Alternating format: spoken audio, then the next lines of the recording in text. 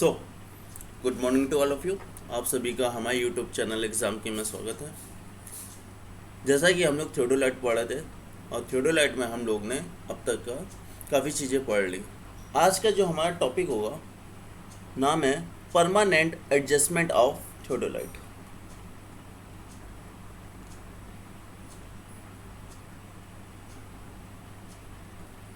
Permanent adjustment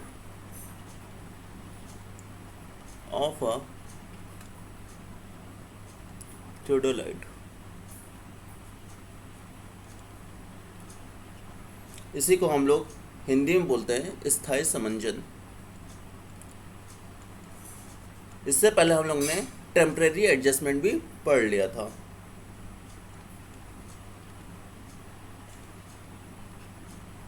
ठीक है, तो होता क्या है, जब कभी भी हम लोग अपने थियोडोलाइट को फील्ड पे लेकर जाते हैं सर्वे करने के लिए, तो अगर उनके बीच में जो भी उनके फंडामेंटल एक्सिस है, अगर उनमें एक्यूरेसी नहीं होगी, वो सही नहीं होंगे, तो हमारी जो सर्वे हम लोग करेंगे उसमें भी एक्यूरेसी नहीं आएगी। ठीक है ना। तो उनकी फंडामेंटल जो एक्सिस होते हैं, उनके बीच की जो रिलेशन है वो आपस में बिगड़ जाते हैं। तो अगर वो बिगड़े होंगे तो हम कोई भी सर्वे करें तो हमारा कोई भी मेजरमेंट सही नहीं आएगा। तो इसलिए एक अच्छे सर्वेयर को ये चेक कर लेना चाहिए सर्वे करने से पहले कि उनके बीच की जो फंडामेंटल एक्सिस है वो सही है या नहीं है। तो इसलिए हमें टेम्परेरी एडजस्टमेंट के साथ साथ परमानेंट एडजस्टमेंट भी करना होता है। तो चलिए देखते हैं इसमें कि कौन कौन से हमारे परमानेंट एडजस्टमेंट होते हैं थियोडोलाइट के। तो following are the permanent adjustment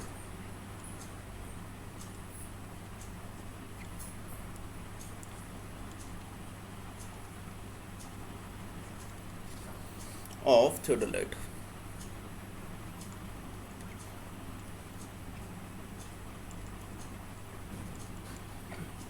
चलिए इसमें देखते हैं। सबसे पहला है हमारा कि adjustment of plate level. Adjustment of plate level. तो हमें ये सबसे पहले चेक कर लेना चाहिए कि जो हमारी प्लेट है वो अपने सही लेवल पे है या नहीं है। ठीक है, इसके बाद आते हैं सेकंड पे, adjustment of line of site. Adjustment of line of site. Line of site. अब इसमें क्या होता है कि हमें ये देखना होता है कि जो हमारी लाइन ऑफ साइट है वो बिल्कुल हॉरिजॉन्टल होनी चाहिए। ठीक है ना। ये ऐसा ना हो कि लाइन ऑफ साइट हमारी सीधी ना जाके टेढ़ी हो गई हो या टिल्ट हो गई हो। तो इसलिए हमें लाइन ऑफ साइट का भी एडजस्टमेंट चेक कर लेना चाहिए। थर्ड है हमारा adjustment of horizontal axis.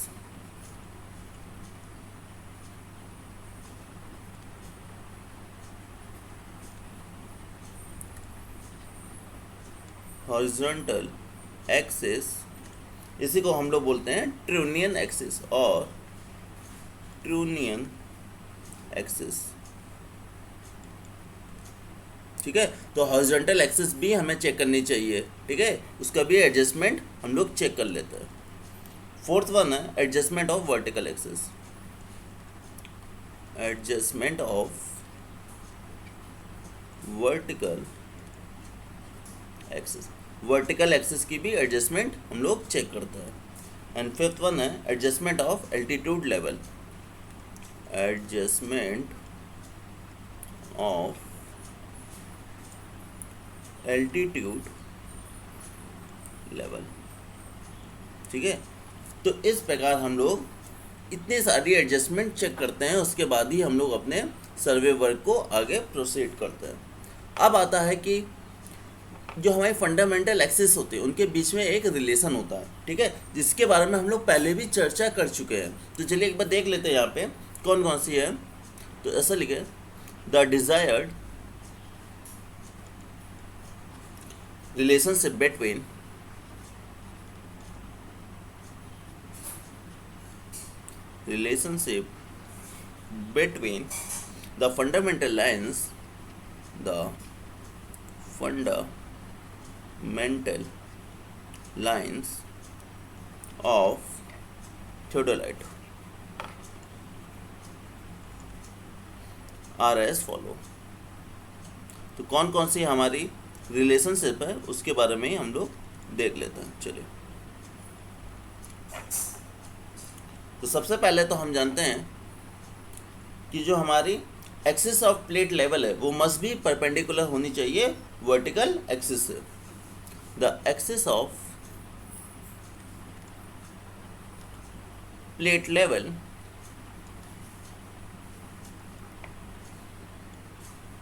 must be perpendicular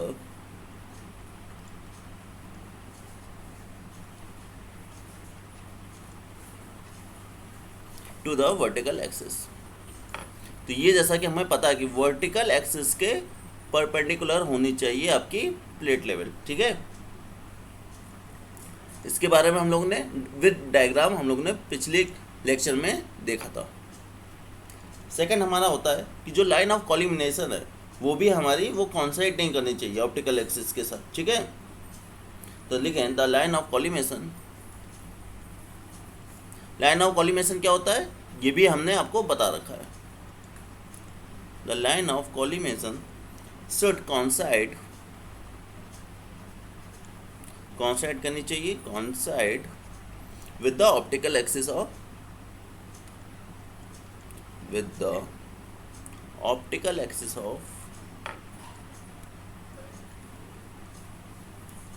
telescope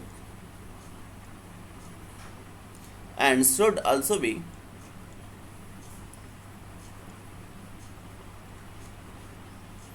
perpendicular to the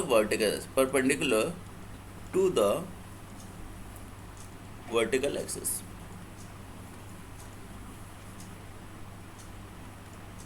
ठीक है, तो हमारी जो लाइन ऑफ कॉलिमेशन है वो सबसे पहले तो टेलीस्कोप की जो ऑप्टिकल एक्सिस उसके साथ कॉन्साइड होनी चाहिए, ठीक है।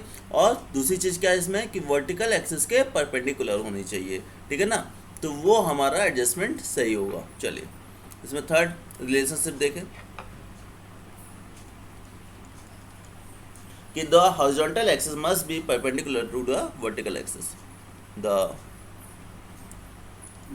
हॉरिजॉन्टल एक्सिस must be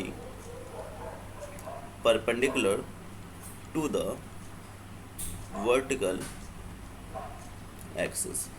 ये सारी चीज़ें हम लोग ने लास्ट क्लास में डिस्कस की थी जब हम लोग ने परमानेंट एडजस्टमेंट पढ़ा था, ठीक है। इसलिए इसके बारे में ज़्यादा चर्चा नहीं कर रहे हैं, थोड़ा थोड़ा आपको एक बार रिकॉल कराए दे रहे हैं कि क्या क्या चीज़ें होती हैं। नेक्स्ट है हमारा the axis of the telescope must be parallel to the line of collimation. The axis of the telescope must be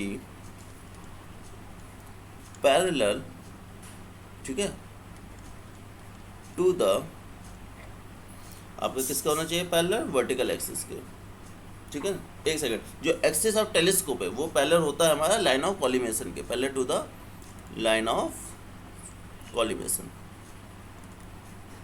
इसके बारे में हम लोगों ने अच्छे से चर्चा की थी, याद होगा सबको कि लाइन ऑफ कॉलिमेशन के पैरेलल होता है हमारा टेलीस्कोप का एक्सिस। लास्ट वन है हमारा फिफ्थ हमारा रिलेशनशिप है कि जो लाइन ऑफ कॉलिमेशन है वो हमारी परपेंडिकुलर होगी हॉरिजॉन्टल एक्सिस के एंड वर्टिकल एक्सिस के होनी चाहिए, ठीक है। इसको ऐसा लिखें the line of collimation must be the line of collimation must be perpendicular to the horizontal axis and the vertical axis, जो vertical axis होगा should read 0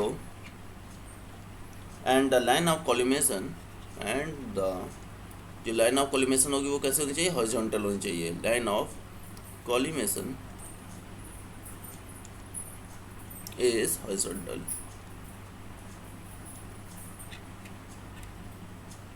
ठीक है, तो जो हमारे देखे क्या बोला इसमें कि हॉरिजॉन्टल एक्सिस के हमारे परपेंडिकुलर होती है लाइन ऑफ कॉलिमेशन, एंड जो उसका वर्टिकल एक्सिस होता है वो हमें जीरो हमें पढ़ना चाहिए। दूसरी चीज़ क्या है इसमें, लाइन ऑफ कॉलिमेशन जो होगी हमेशा हॉरिजॉन्टल होगी।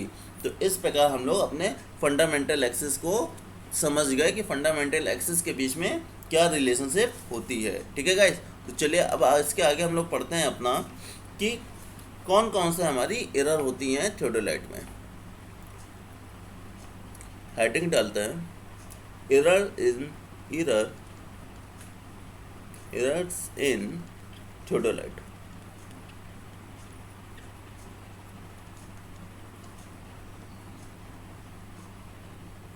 अब आती है कि थियोडोलाइट करते समय हमें कौन कौन सी एरर का सामना करना पड़ता है।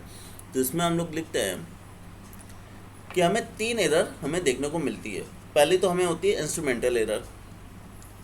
इंस्ट्रूमेंटल एरर जो इंस्ट्रूमेंट की वजह से एरर आती है हमारी सर्वे करते समय रीडिंग में। दूसरी होती है अपनी personal error. Personal and third one होती है नेचुरल एरर। नेचुरल एरर, ठीक है। तो 3 प्रकार की हमारी एरर होती हैं। तो चलिए इसमें हम लोग देखते हैं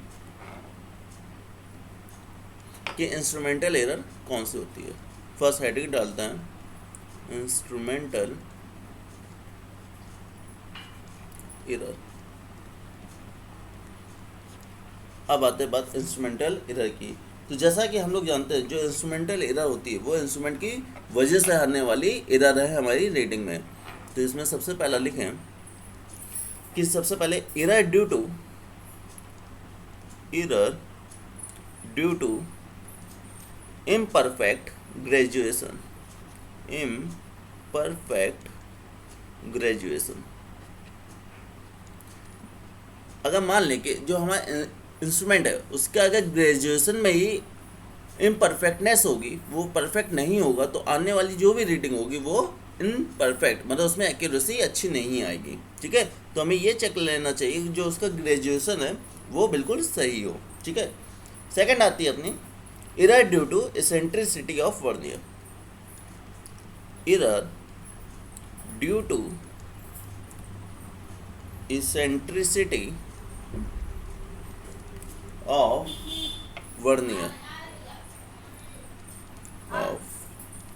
वर्नियर। ठीक है। थर्ड वन है error due to imperfect adjustment of plate bubble. Error due to imperfect adjustment of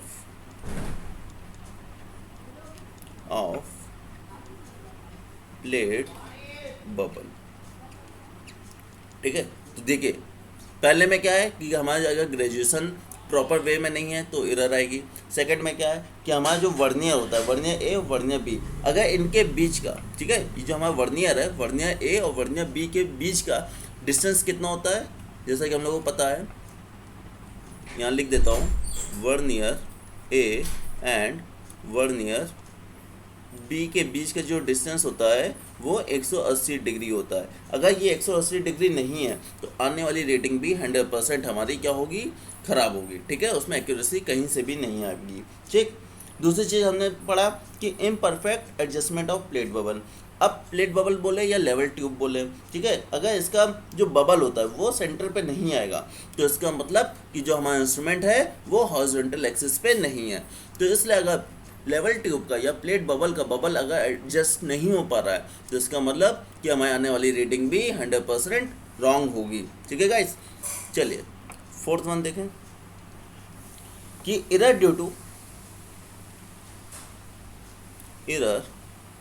due to line of site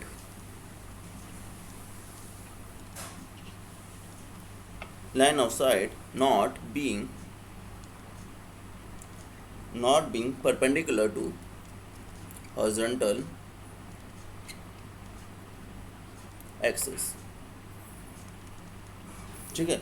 अब अगर हम माने कि जो हमारी लाइन ऑफ साइट है अगर वो हॉरिजॉन्टल एक्सिस के परपेंडिकुलर नहीं आ पा रही है इंस्ट्रूमेंट की वजह से, तो फिर हमारी रीडिंग 100% रॉन्ग होगी। ठीक है, चलिए नेक्स्ट देखें। Error due to horizontal axis, error due to horizontal axis not being perpendicular to vertical axis। ठीक है, अगर हमारी जो हॉरिजॉन्टल एक्सिस है वो बिल्कुल परफेक्ट वर्टिकल एक्सिस के परपेंडिकुलर नहीं है, तो आने वाली रीडिंग या किया गया हमारा सर्वे वर्क रॉन्ग होगा, उसमें एक्यूरेसी आने की संभावना कहीं से भी नहीं होगी। ठीक है गाइस, अब आता है axis of level 2। Error due to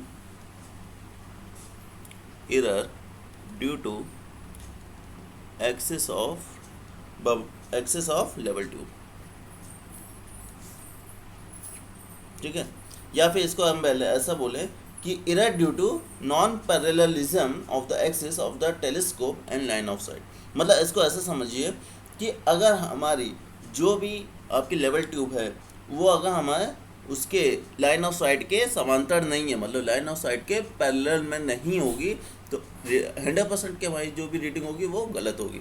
मतलब लेवल ट्यूब जो होती है वो हमारी वो हॉरिजॉन्टल के या फिर ऐसा बोले लाइन ऑफ साइट के परपेंडिकुलर होनी चाहिए। ठीक है, चलिए तो इस प्रकार हम लोग ने अपने एरर देखे आपके इसकी वजह से, इंस्ट्रूमेंट की वजह से। ठीक है, इसमें एक और एरर ऐड कर लीजिए कि error due to imperfect adjustment of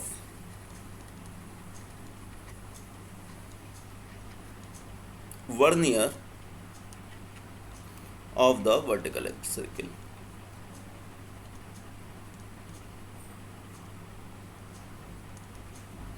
अब वर्टिकल सर्कल में भी जो हमारे वर्नियर सी और वर्नियर डी होती है, अगर उनके बीच में भी 180 डिग्री नहीं बन पा रहा है या वो ठीक से हमारी एडजस्ट नहीं हो पा रही हैं, तो फिर क्या होगा, इस प्रकार भी हमारे एरर आएगी और इस एरर को हम क्या कहेंगे, इंडेक्स एरर बोलते हैं। ठीक है गाइस, तो इस प्रकार हमारी रीडिंग में एक्यूरेसी नहीं आ पाएगी।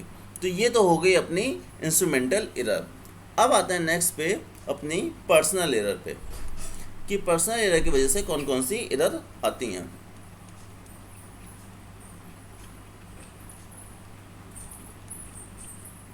इसी को हम लोग बोलते हैं ऑब्जर्वेशनल एरर। ठीक है, और ऑब्जर्वेशनल एरर भी इसी को हम लोग पर्सनल एरर को बोलते हैं।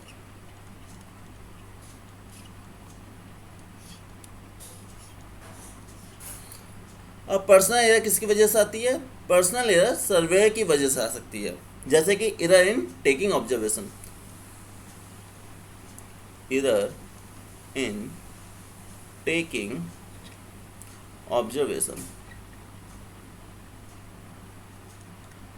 ठीक है, कोई भी हम ऑब्जर्वेशन ले रहे हैं, अगर उसमें हमें कहीं भी गलती हो गई तो उसकी वजह से एरर आ जाएगी। ठीक है, सेकंड होता है इनएक्यूरेट सेंटरिंग, इनएक्यूरेट सेंटरिंग। मान लें कि हमारा इंस्ट्रूमेंट तो अच्छा है लेकिन हम जब सेंटरिंग कर रहे हैं तो हमारी सेंटरिंग सही तरीके से नहीं हो पाई, तो वो सेंटरिंग ना होने की वजह से भी एरर आ जाएगी। तो हमें सेंटरिंग करते समय सही से अच्छे से ध्यान देना होता है। नेक्स्ट है inaccurate levelling, inaccurate levelling. Levelling करते समय भी हमको ध्यान देना, अगर लेवलिंग सही से नहीं की तो भी हमारी एरर आएगी। ठीक है, error due to parallax, error due to parallax. याद होगा कि हम लोग टेम्परेरी में क्या क्या करते थे, टेम्परेरी एडजस्टमेंट में सेंटरिंग, लेवलिंग और एलिमिनेशन ऑफ पैरेलैक्स। तो पैरेलैक्स का भी हम लोग एलिमिनेशन करते, तो उसकी वजह से भी हम लोगों को एरर आएगी अगर हमने सही से नहीं किया है। ठीक है, या फिर ऐसा बोले कि manipulating wrong tangent is true,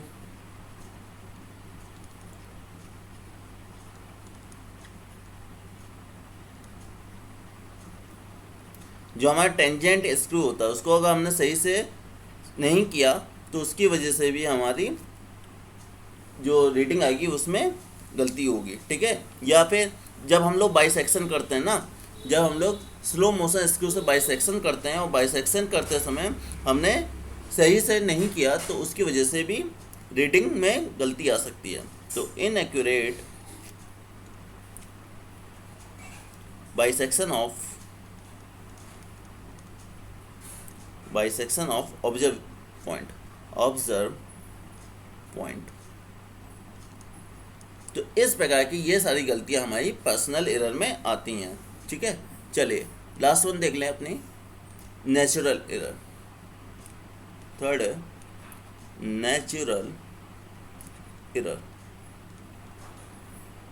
अच्छा, नाम से ही पता चल रहा है कि नेचर की वजह से आने वाली एरर, मतलब कि प्राकृतिक एरर है, ठीक है ना। इसमें ना मेरी गलती है ना पर्सनल की, मतलब पर्सनल में आप सर्वे की गलती माने, ना इसमें सर्वे की गलती होती है ना ही इसमें इंस्ट्रूमेंट की गलती होती है। इस एरर में प्राकृतिक एरर होती है, ठीक है। जैसे कैसे होता है इसको देख ले, जैसे कि due to variation in temperature, due to variation in temperature, ठीक है। सेकंड कौन सा हो सकता है, सोचिए, ड्यू टू रेन, बारिश हो गई, बारिश की वजह से अपने ऑब्जर्वेशन सही नहीं आ पाया। ड्यू टू विंड, हवा की वजह से, ड्यू टू विंड, हवा तेज चलेगी तो हमें ऑब्जर्वेशन करने में हमें काफ़ी परेशानी आएगी, तो उसकी वजह से ऐसा हो सकता है कि जो भी हम रीडिंग ले उसमें एक्यूरेसी ना आ पाए, ठीक है। Direct sun rays,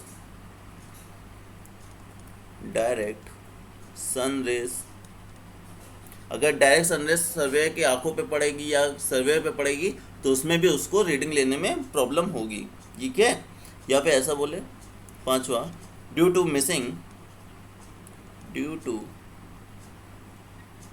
missing of instrument station, जो हमारा इंस्ट्रूमेंट स्टेशन है वही मिस हो जाए, ठीक है।